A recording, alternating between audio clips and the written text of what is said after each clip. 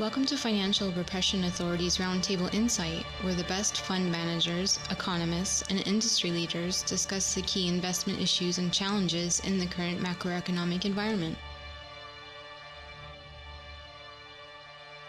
Hi, welcome to FRA's Roundtable Insight podcast program show. Today is Wednesday, May 14th. This is host Richard Bonulli. Today we have Dr. Marc Faber and Ira Harris. Dr. Faber is the editor and publisher of the Gloom, Boom, and Doom report, which highlights unusual investment opportunities. It's a great publication. I'm a subscriber myself and learn immensely from the insights that Dr. Faber, as the author, has to offer on that. He's also written several books, well known for his contrarian investment approach. And Ira is past hedge fund manager, global trader in foreign currencies, bonds, and commodities, equities for over 40 years. He served as CME director from 1997 to 2003, and also a stint most recently. Welcome, gentlemen. Thank you. What a great honor to be with Dr. Faber again. So, yes. Thank you. Yes, a great honor. And maybe we could begin, Dr. Faber, with your global macro view on the economy and the financial markets. Well, as you know, everybody has a different view, and my view is not particularly irrelevant. But if you ask me what I think about the global economy and the US economy, then I have to say that in general, the world is not as prosperous as it was in 2018, 2019. In other words, we had the COVID crash and then we recovered, but the recovery is not back to the normal level we had 2018, 2019. And I can observe this in many different industries, and also by the behavior of many different stocks. And I have maintained, including with you, over the last few sessions we had together, and thank you for inviting me, my view has been that we have a two-tier economy. The economy of the people who benefit from asset inflation, who has been performing very well until recently, more recently deteriorated, and the economy of ordinary people, say the middle class and the lower middle class, is the typical American household whose cost of living have gone up more than his wages. And so these families are being squeezed in terms of their incomes. Their spending power is not particularly high, and they're burdened by interest rates that are nowadays significantly higher than they were 4 years ago when they contracted a lot of debts. So the debt burden is not only a problem for the US government and other governments in the world that have large government debts that they have to refinance, but also for individuals who suddenly pay on the credit cards more than 20%. So and on the mortgages, it's up from, say, 2% to 6.5%, 7%. So that is a burden for many households. And my observation is that the economy is not doing all that well. And in the economy of the class that I just described, the middle class and the lower classes, they are in real terms, inflation adjusted, in recession already. So that is my view about the global economy. And I just had dinner with some people who are in the tourism industry, travel industry. The bookings are, for the next few months, rather disappointing, and for the high season as well. I'm not saying that the travel industry is the entire economy, but it's an important indicator that shows the spending power of people. Yeah, those are interesting observations. Your thoughts, Ira? Well, I don't even have to build on that, but it just then raises the question. So we talk about that, and we talk about the cost, of course, I think Dr. Faber's comments are, right in line actually with Scott Pacent, so we'll pull that out, about discussing how Trump was, the first time they didn't help Main Street, although they got elected by Main Street, but this time Main Street, that's what we use as a term for those who have not partaken into the glorious nature of the global thrust of liquidity parading around the world in search of arbitraging international labor. They've been harmed by it, and Dr. Faber, I know, is always on his theme. So let's deal with that. So how do we correct it? Is Donald Trump, as obnoxious as he can be, but it's like yesterday calling again for lower rates, right? Lower interest rates. And yesterday I thought when he called for lower rates, he actually did it. Somebody had gotten into his head a little bit and said, don't just call for lower rates. Look around the world. The ECB is continuing to lower rates. Dr. Faber's beloved SNB continues to lower rates. We're in negative interest rate territory, not on the overnight rates, but certainly going out 3 or 6 months.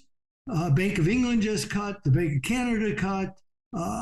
Japan not raising is the same as a cut as far as I'm concerned. So is the Fed dragging its heels here for some political reasons? Should they be cutting rates here?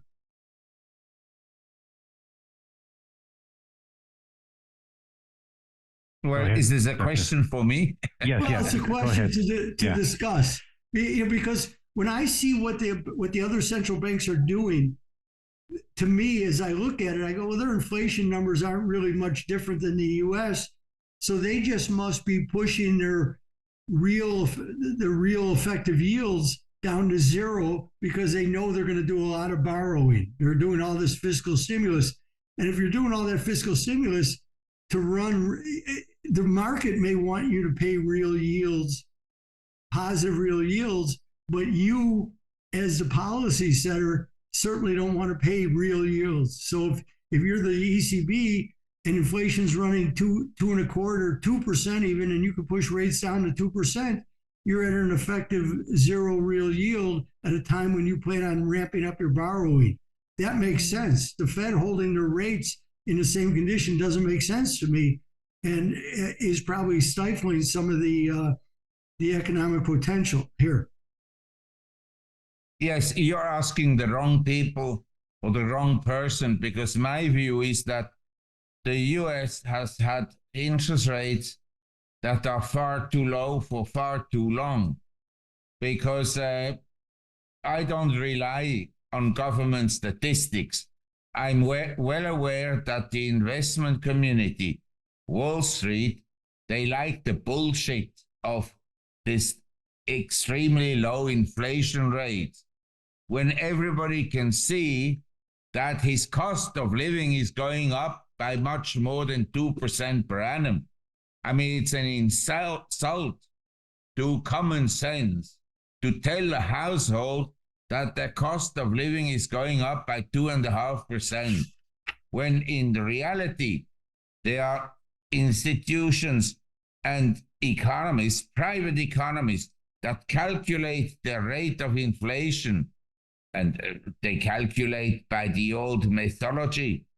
They shadow stats, and they show that the rate of inflation measured by the cost of living increases is around 10% per annum. Now, I don't think that it's for you and me 10% per annum, because maybe we don't have mortgages and so forth.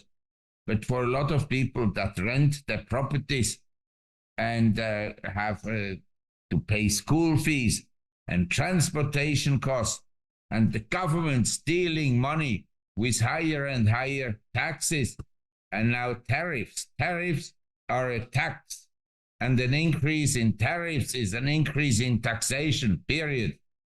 But of course, they masquerade it in and tell it to people, well, it's necessary to make America great again.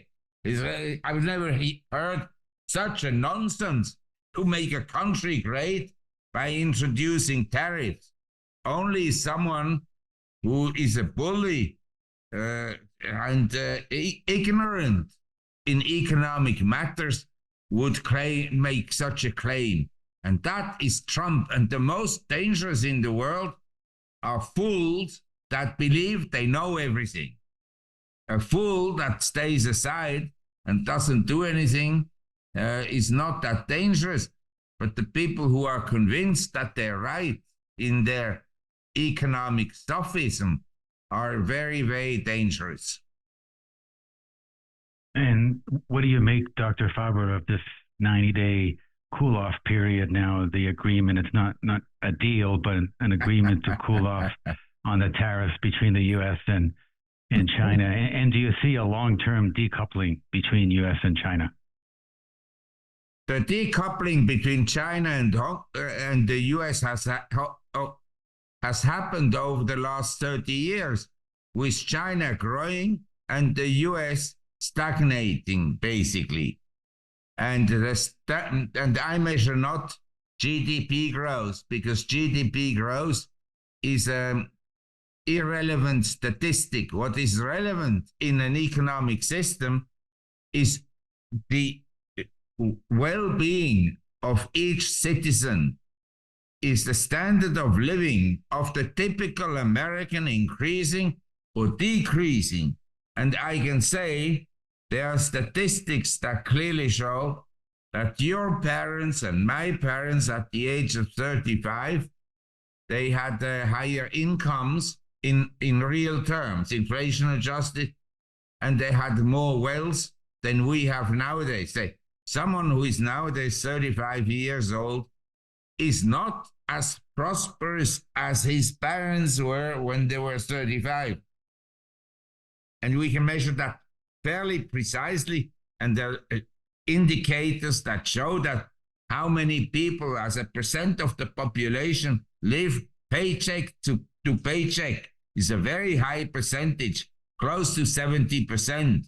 And how many people live at home and how many homeless people you have, that they should put in the statistics in America and count the homeless people on the street, because a lot of them are economically no longer functionable.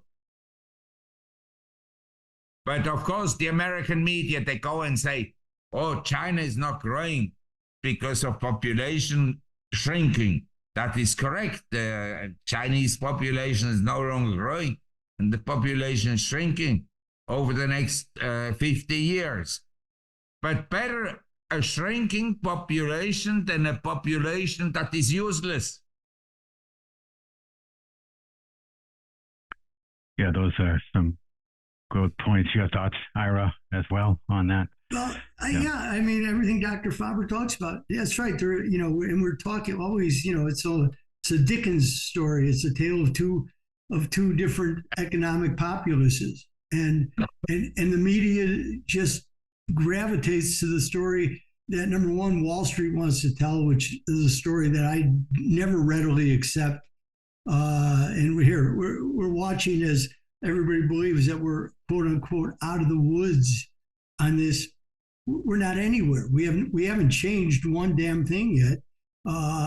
Yes, tariffs, and I agree with Dr. Faber totally. Tariffs are a tax.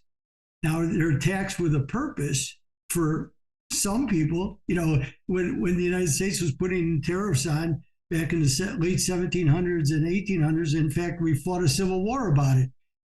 Tariffs were as much a part of the Civil War discussion because, of course, the northern industries wanted protection, and the southern planters and farmers and agrarian base, they were selling cotton all over the world. They didn't want it.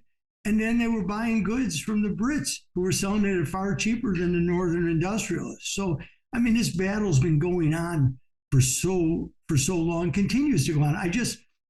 This week, I just reread the famous speech from 1896 Democratic Convention by Williams Jennings Bryan, talking about bimetallism and the famous, what's known as the Cross of Gold speech. These are the same discussions and the same situations. And what came with that? of course, was the McKinley tariffs, by the way. The McKinley tariffs were as much a part of the Democratic Convention of 1896 as the famous Cross of Gold. So these issues still maintain, and throwing tariffs on without having an answer, it's a nice soundbite, make America great again. But again, as Dr. Faber taught, we don't have the workers. We have more art historians and gender historians and social workers and gender historians than anything else. And going to community colleges and getting a trade. There's nothing wrong with being a tradesperson. My parents gave me that discussion when they saw my first semester grades. They sat me down and said, "Hey, then go learn a trade. If you're not going to apply yourself academically, apply yourself, because you're not living here forever. It's like, we want you to grow up and get out, learn a trade. And learning a trade is a very noble thing. I don't diminish that whatsoever. So it's a slower process. And the Chinese are much better at dealing with slower processes, by the way. I know that there's going to be a question that we're going to get to on the Belt and Road Initiative and the way that China sees the Belt and Road Initiative, and especially from Dr. Faber's viewpoint, but also what's going on. We saw this tariff conversation, and Monday was a perfect example. But and I don't know how Dr. Faber feels about this, but if you put tariffs on and the dollar goes higher, you're not helping yourself. Because if you go back to the original 1971, when Dr. Faber was started out, I was in academia coming a little bit afterward. Well, I was just starting college. And then we get to 73 and we see John Connolly's famous, when they, it's our dollar, but it's your problem. But when Nixon went off the so-called went off the gold exchange standard, not the gold standard, because we weren't on the gold standard. We're on the gold exchange standard, as Jacques Rueff certainly highlighted. But if we go back there and look, so what did he do? They depreciated the dollar 10% and threw on a 10% surcharge. But the dollar went down and the surcharge took place in an effort to correct some of the imbalances. Well, if you raise tariffs 10% and the dollar goes up 5 or 6% because of the carry trade or whatever else we have going on, and other countries are pushing their interest rates down, you're negating the total effect that you're trying to achieve anyway. So, but this week was interesting, and hopefully we'll get to talk about it, because the Asian currencies over the last 2 weeks of it, when I say Asian currencies, I'm talking about the Taiwan dollar, especially the Singapore dollar, which I hope we can get to really talk about. The yen has been somewhat neutral, but the Sing dollar, Taiwan dollar, and the Korean won have appreciated quite a bit. So what does Dr. Faber see through that?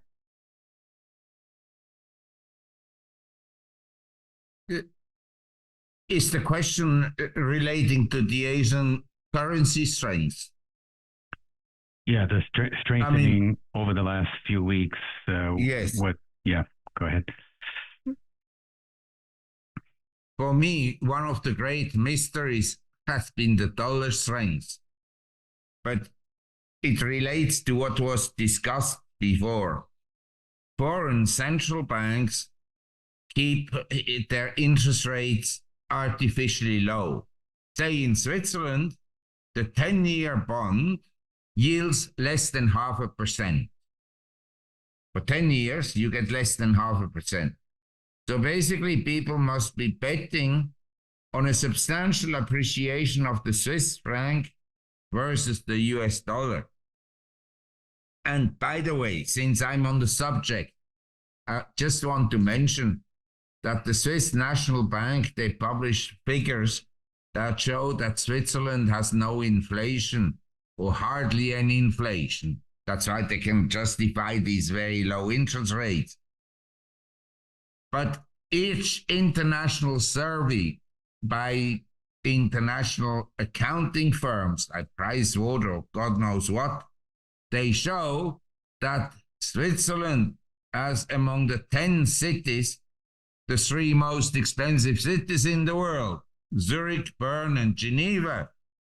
So somewhere the statistics don't tell me very much. If my cities are the most expensive in the world and I claim there's no inflation, then I say the measurement of inflation is wrong.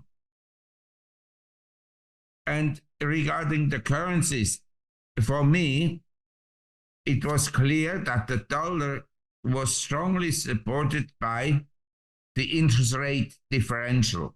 In other words, on dollar, on the 10 years, you get today 4.5%. On Swiss bonds, 0.5%. On German bonds, I don't know, I can look it up. But anyway, over 10 years, the Swiss franc would have to appreciate very considerably to offset the interest rate differential that I get by being in dollars.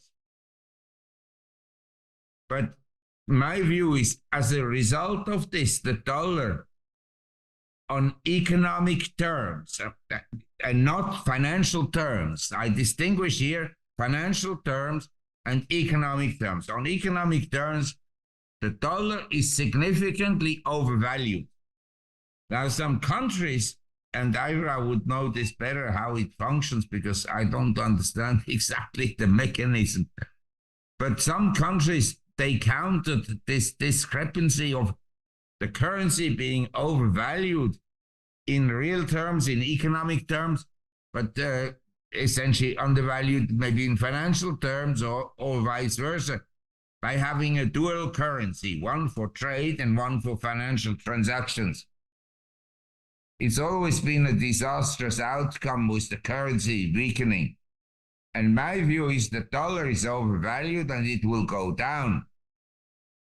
But it's not entirely clear that it will go down right away, because Ira mentioned about why does the Fed not cut interest rates?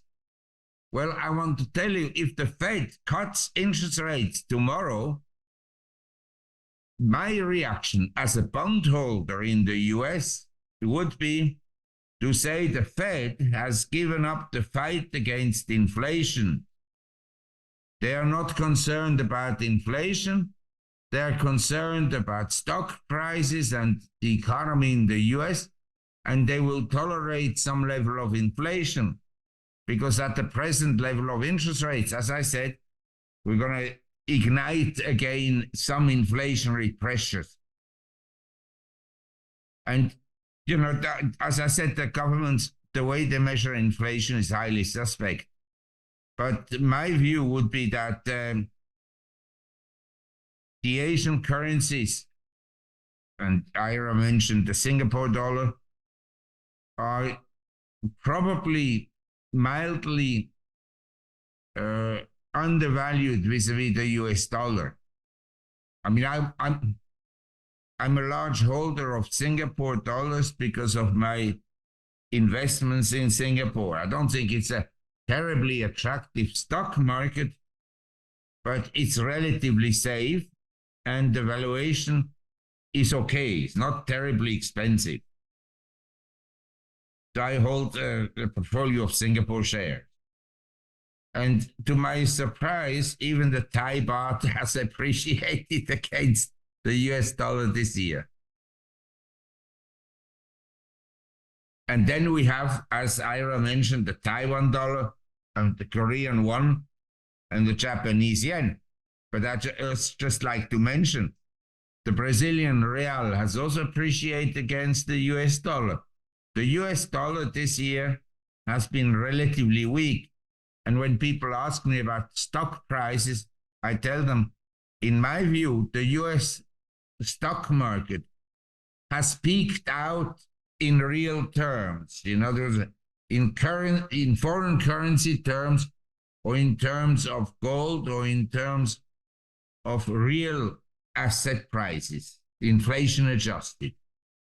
So I don't think the outlook for investments is particularly good.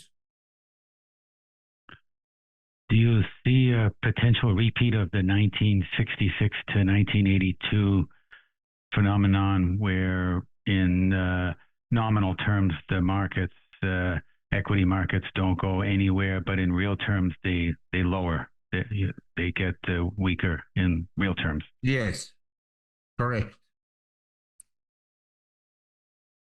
And actually, a question just a few minutes ago, Ira had mentioned the China's Belt and Road Initiative. In your book, you talk about the infrastructure spending and investments in the 19th century in the U.S., such as on railroads, canals, etc., and how the investors lost a lot of money in that process. Given this, do you have any thoughts on China's Belt and Road Initiative? Yes, I mean, we have to see everything in the context of its time. And I think the Belt and Road Initiative is actually economically desirable. Of course, China links it with political motives and objectives. But in general, to have a speedy access to foreign markets is a desirable thing to do. And they built the railroads and the bridges and the tunnels and so forth in all these countries.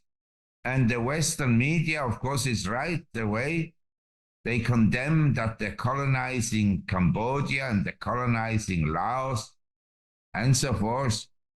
But we have to see the reality. The US went and carpet bombed these countries, and these countries are still suffering from Agent Orange, the children that are born with deformities. And then they criticize China who builds a railroad.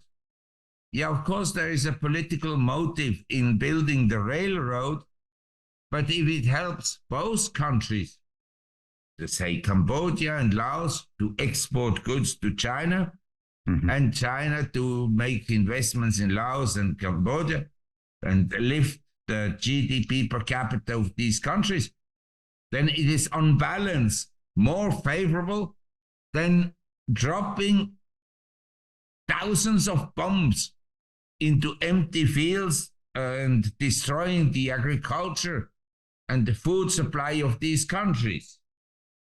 So I'm not enthusiastic about government efforts to launch initiative like the Belt and Road, but it is better a peaceful initiative than a warlike initiative like the last few wars in the Middle East and now and recently in Afghanistan and Iraq and so forth. Yeah, those are great points. Your thoughts, Ira, on that? Well, yeah, I listen. Dr. Faber's work in this area, but being that we're both fans of Fernand Braudel and thinkers like that who saw this and the role of the Dutch and the investment, the overinvestment, of course, in the enthusiasm, which is the basis of capitalism. I mean, Schumpeter and some of the great economists have always written about this. The enthusiasm takes place, lots of money pours in, people get stupid, or as who used to say, I think it was Walter Bagehot, who's John Bull can withstand anything except 2% interest rates. So they go in search of all types of investments. So you get overinvestment, overenthusiasm. But I have on my wall a map I bought not long ago that was from the East India Company it's an original map from 1695. I love old maps. And it still looks the same. And the Chinese, who they don't operate on Western time scales. They don't go every 3 months to get an earnings report. So they're willing to put these investments in, and it's not about the return per se, as Dr. Faber talks about. There's geopolitical. There's all types of ties to it, but that's the United States has always tied aid to behavior in the same way the Chinese. But when you look to see the way the Belt and Road Initiative plays out, it's a way to circumvent the choke point. And this is, comes out of the work of Brzezinski, Professor Dr. Brzezinski, in his work on the Eurasian landmass. But if I could take away from the U.S. Navy the Straits of Malacca, and yes, that's efficient. It's much more efficient by ship, but that point allows you to choke me, meaning the Chinese, in any type of negative interactions we'll have. But I can now move products via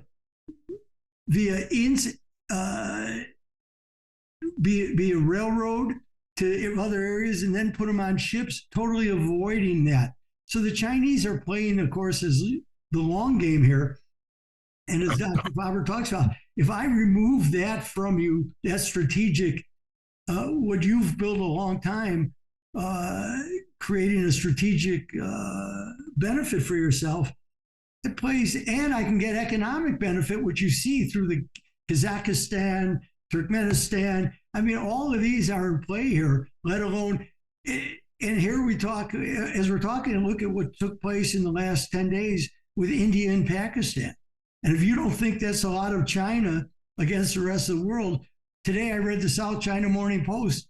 The most important articles were talking about how well the Chinese fighter jets were performing against the Indian Air Force.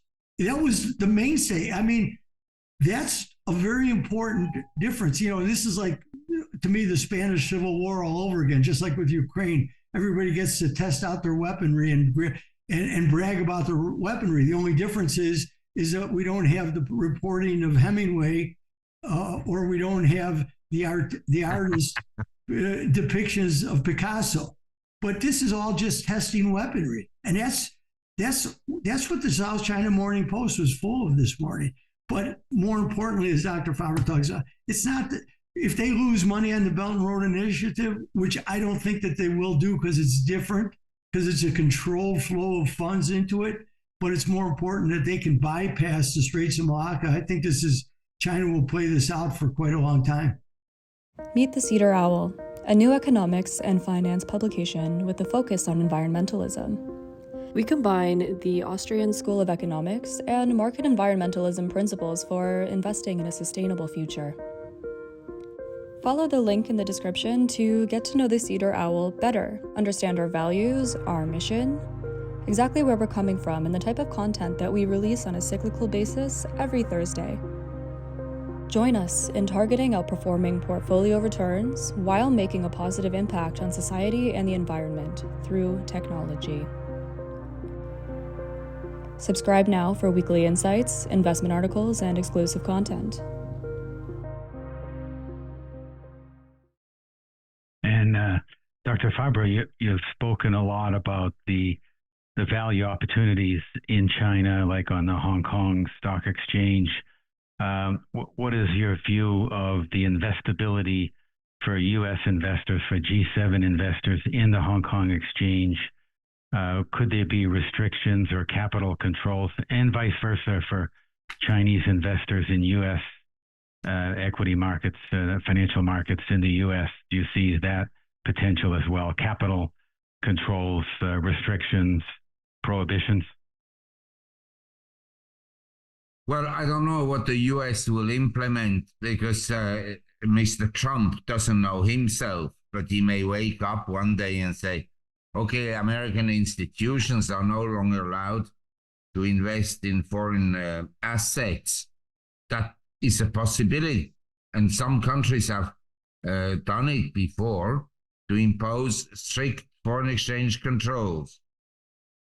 But otherwise, I just like to point out, say this year, we can say that up to now, the US stock market year to date is flat.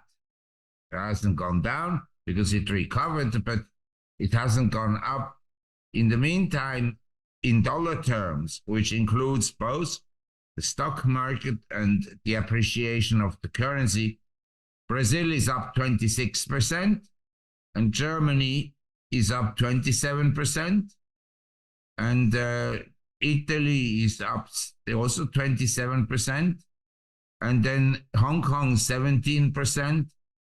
So I think what is happening after an underperformance for more than 10 years, Europe vis-a-vis the US and emerging market vis-a-vis the US, after this 10 and sometimes even more years of underperformance, I think these markets are in the process of bottoming out, whereas the US is in the process of peaking out. I think we've seen the high already for most stocks. But we have a situation maybe like 89. The Japanese stock market started to go down in a bear market that was to last more than 15 years. And other markets, they started to move up, especially the Nasdaq.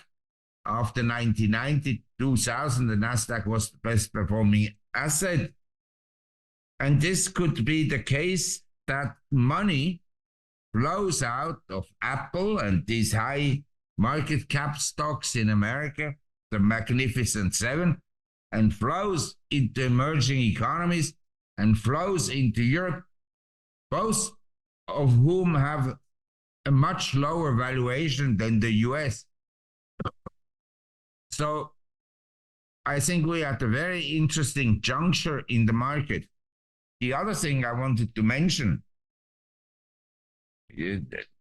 because I didn't have the opportunity to answer the question precisely, but the fact is, if the Fed cuts interest rates tomorrow, it is likely that long-term bonds will not go up, but they will sell off because people would be very skeptical about the Fed's intention to combat inflation, to fight inflation. So it's easy to say, yeah, the Fed should cut rates, but the Fed and other central banks only control very short-term rates. They don't control the bond market. Now, the US could decide to finance everything short-term. That other countries have done as well. But you then get into a very messy situation and usually into extended currency weakness. So I'm not sure the Fed would want to do that. Although with the level of intelligence, you never know. But my view would be the US has boxed itself into a very unpleasant situation where asset prices are inflated, and asset prices are so inflated that they have become unaffordable. You look at the housing market, the residential market. Young people cannot afford to buy a house. The affordability is at the lowest level in history, not in the last 10 years, in history. And you calculate affordability by essentially relating the house price, the median house price, to the median salary. But it's also in other countries similar, that affordability has diminished. And that's why the economies are not going to do particularly well. You can print money, but then you diminish the affordability even further. And young households or households that are, say, below the average income all struggle because of affordability issues. They don't have money to even buy necessities. You just have to read the announcement of Walmart, Dollar Tree, and so forth, of retailers that cater to the mass market. They all notice that even the lower classes have difficulties to pay for necessities. Yeah, exactly. And further to that, Dr. Faber, which global markets do you like? You've mentioned a few. What are your thoughts on like Colombia, Brazil, Indonesia, Kazakhstan, other emerging markets that you like? To my surprise, I mean, I've written about Brazil and Colombia before, and I was 2 years ago very positive about Argentina. And I like Brazil and I like Colombia and I like Chile. But to my surprise, stocks have done better than I expected. So I think they are relatively attractive. And technically, Brazil looks good. And stocks, some of them have suddenly jumped or broken out on the upside. So technically, these markets look interesting.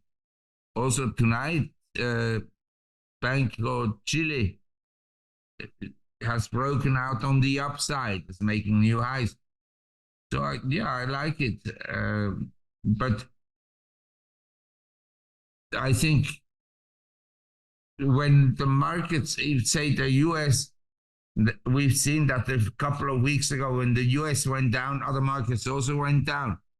So I'm positive, relatively speaking, about Chile, Brazil, and Colombia, but I'm not wildly optimistic. You understand? I wouldn't sell my house and buy Chilean stocks or Colombian stocks. But I also think that in Asia, some banks are quite attractive because in Singapore, they've been very strong, but Malaysian banks, they've gone up, but not that much. And they still, on valuations, look attractive.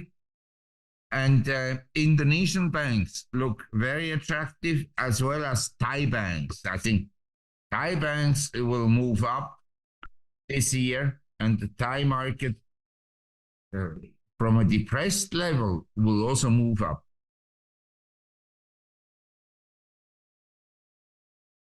Great, interesting. And your thoughts, Ira, for international markets? Let me ask Dr. Faber this.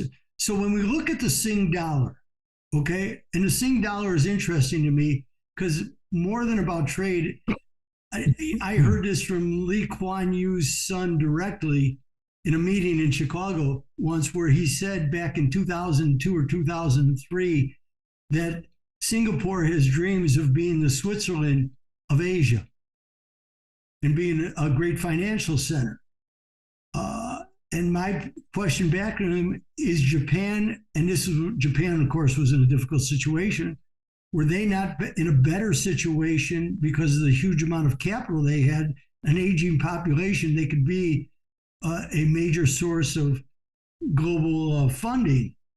I said, do you not think they're better suited? And in his pushback, he says, no, we could do this. It's going to take some work. So my question then becomes, will the Singapore authority, and I have great respect for the monetary authority of Singapore. I've suffered the pains of when Philip Toe and others were running the MAS with foreign currency intervention back in the 80s and 90s. So I felt their power. Would a strong Singapore dollar signal that Singapore was looking to finally really move into its role as a financial center in Asia, especially? Well, they are already a financial center for private wealth management. I think the assets that they manage are equal or larger than in Hong Kong, and their field of resources is slightly different. You understand? Hong Kong is focused on the Philippines for private clients and on Taiwan and China and to some extent Korea and Japan. But Singapore, their private wealth comes to a large extent from India and Bangladesh and Pakistan, and of course from Myanmar and Thailand and Indonesia, the Indonesian wealth usually flows to Singapore and then further onwards. And so I think that Singapore is the preferred location of very wealthy people, because Singapore and Hong Kong and Japan have one advantage vis-a-vis European cities and the US. They haven't been poisoned by immigrants that commit crimes and make major cities unlivable because people are afraid to go on the street. So the safety, I have people, they walk around Chiang Mai. Nobody has ever told me that he's afraid. People walk around Singapore. Nobody has ever been attacked in Singapore. It's very unusual. And that is a premium wealthy people pay for themselves and for their children and families. So in Singapore, there are lots of families that live, and the husband may be working in Indonesia or in Malaysia or in the Philippines or in Thailand. But for the safety of the children, they are in Singapore. And you can leave your house open and nobody pinches something or nobody will loot it. The same in Thailand.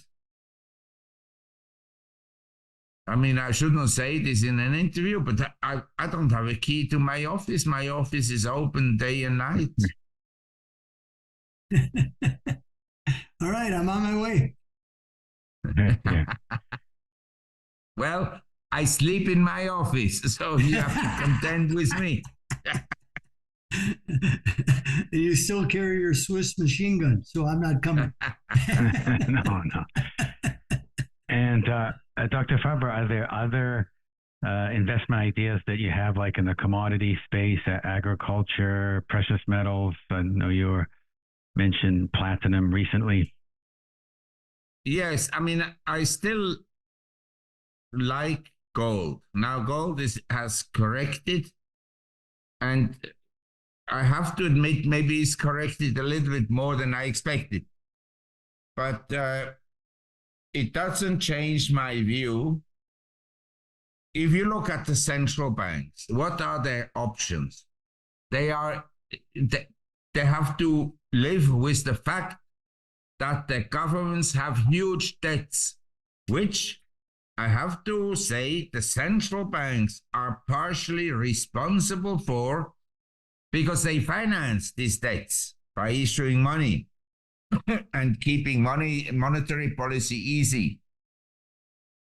So all the countries, Western countries, are indebted, and massively so. And I'm afraid that unless interest rates on long-term bonds in the US decline meaningfully, the debt burden in the US, especially under Trump, he says he will cut government spending. I consider this statement to be complete nonsense.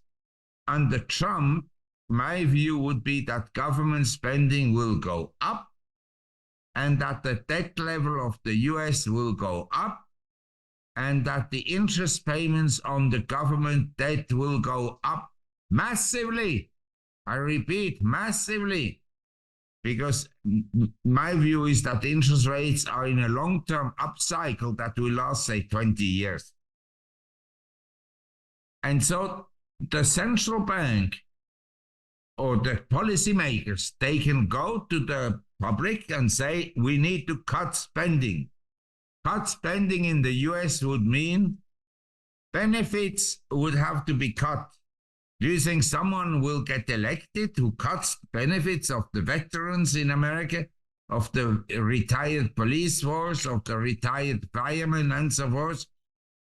And number two, they can say we need to increase taxation. But nobody wants to vote for someone who wants to increase taxation. So the politicians will continue to lie and say, okay, we have large deficits, we have to do something about it, but they never do anything about it. And the deficit, the interest payment on the deficit is a tax, period, which is reflected by the rate of inflation. So in my view, in the Western world, inflation will accelerate, and it will accelerate until the system breaks down.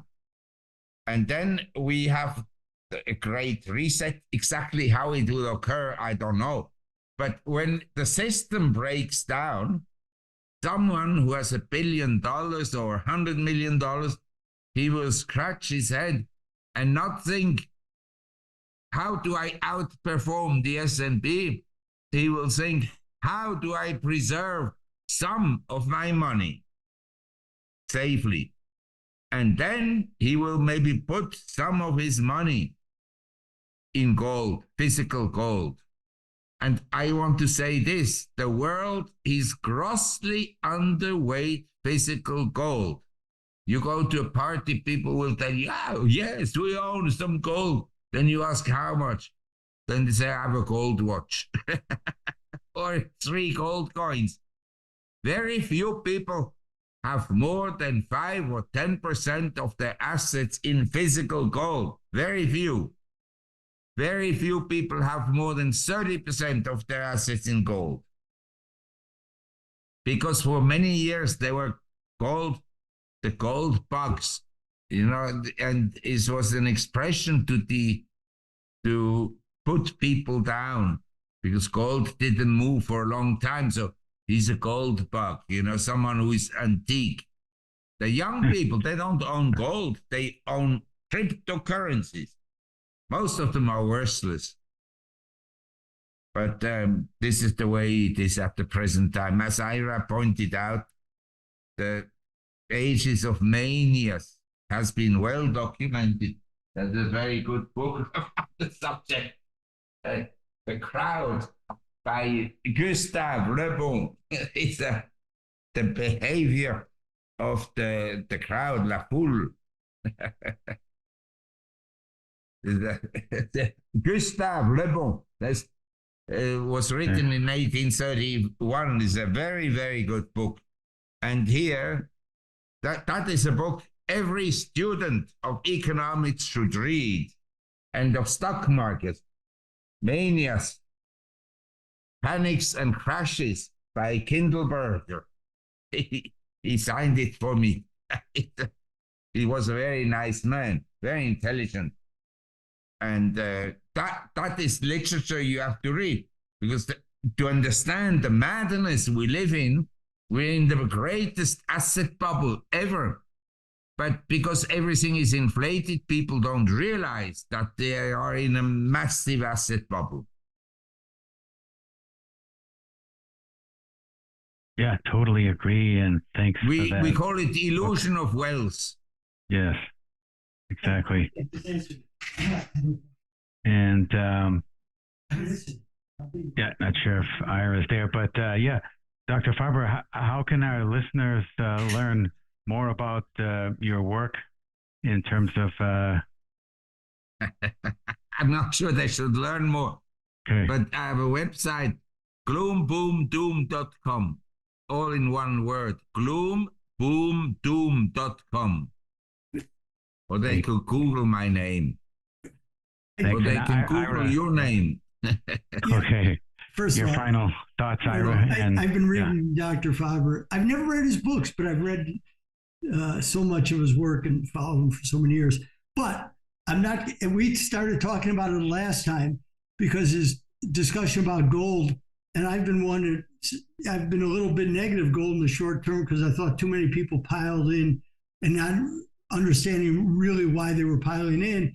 But the store of value, which is the basis of this, cannot just be one dimension. And we had talked about platinum. So do we have right now, I see platinum because I'm concerned more about risk than I am about making money. I figure if we do this right, we'll make money, but how do I control my risk? And I see platinum as which is also has a history of as a store of value, that if I buy platinum and create more platinum in my personal account, am I not minimizing any type of downside risk? And it does have a lot of upside because we've seen it, and especially relative to the price of gold. There's been some reason that it has been so diminished in its relative value to gold. Dr. Faber, do you have a feel about where we're at with that? Because again, I don't want to be, and I've read your work for so long, I know you're not one-dimensional. And is there another dimension to the store of value discussion by using platinum? No, I think you're 100% right. And I'm glad you're bringing it up because I had forgotten to mention it. If you look at, you understand, in a monetary inflation, it's very difficult to say that something is high and something is low.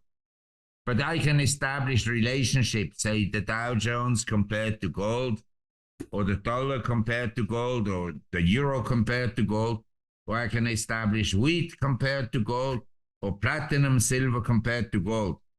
And at the present, silver and especially platinum has never been this cheap compared to gold in the last, I think, 100 years or 122 years. So what you're saying about the risk exposure, I 100% agree. Investors today, they don't consider the risk sufficiently, which they should do, especially at the present time in the midst of this huge financial bubble. But I agree that platinum is would seem to have much less downside risk and more upside potential than gold. That I 100% agree. But it may be that gold will stay high compared to silver and platinum because central banks may prefer to own gold rather than platinum, because now gold will become part of the capital, tier 1 capital. In other words, a bank can declare gold holdings as their capital. So that may boost the demand. But fundamentally, I agree with Ira's remarks about platinum being very inexpensive compared to gold. And I know, and so you can find me here, but one thing, Dr. Faber, and this is new for both of us because we've been around doing this for a long time. Do you think that sovereign wealth funds have a big role in the way that certain asset classes have been put into play? And I look at the gold market because I look to see, there's supply that shifts from London to New York, from London to Shanghai. Are the sovereign wealth funds bigger players than we even imagine in moving moving assets, and thus putting momentum into prices where we haven't seen this type of craziness on a regular basis? Do you think, am I thinking in terms right? Because the amount of money that they have, and I'm not talking about Norway. I'm talking about the Chinese sovereign wealth fund. I'm talking about the Swiss National Bank, which through the printing press has become nothing but a sovereign wealth fund with the huge amount of asset base. But, we have the Kuwaiti Investment Authority, we have the Saudi Sovereign Wealth Fund, we have the Russians. Do you think that they're playing a larger role in this? You forgot to mention BlackRock. Is BlackRock a sovereign fund of the U.S.? You're right. You are 100% right. We don't know for sure. Yeah. No. But I agree with you. There's a very heavy concentration, pool of money that has a huge influence on asset prices. It's like in the crypto space, there's 20 people that pretty much control the market. And I would imagine that the sovereign funds, including BlackRock and so forth, Fidelity, they can support the market if the Fed tells them to do so.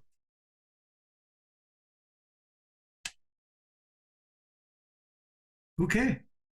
We've covered a lot of ground. Okay. And a lot of ground. And I'm glad Dr. Faber talked, because I think Asian banks are especially interesting to me too. The European banks, which is really hard for me, but Commerce has been such a great play, and we've talked about it, I know, with Dr. Faber over time, UBS, anybody who's going back to wealth management. But I think if Europe can change its structure, and again, we didn't get into that, we're not going to, but if they could ever create a capital markets union, and I'm watching Merz here of Germany, because they sent him a message, but we'll watch to see what happens. But I still think that Europe as a whole has to change if they're going to be a credible alternative to the other two giants that are on their flanks, east and west. So that puts me really watching the European financial sector quite a bit. And outside of that, you can find me here. And this is, again, such a great pleasure. It's an esteemed honor to be able to sit with Dr. Faber and discuss these things. Yes, great. Don't exaggerate. Insights, yeah. It was an honor. Thank you so much, Dr. Faber and Ira. Thank you. Go finish dinner and get to the pool hall. They're waiting for you. The FRA Roundtable Insight Show is for informational and educational purposes only and should not be considered as a solicitation or offer to purchase or sell any securities. The investments, investment strategies, and investment philosophies discussed or presented on the show each involve their own unique risk factors which are not discussed on the show. Any discussions among the panel participants or responses to listener inquiries are based on the personal opinions of the panel participants and do not take into consideration the listener's suitability, objectives, or risk tolerance. Please be advised that you invest or speculate at your own risk.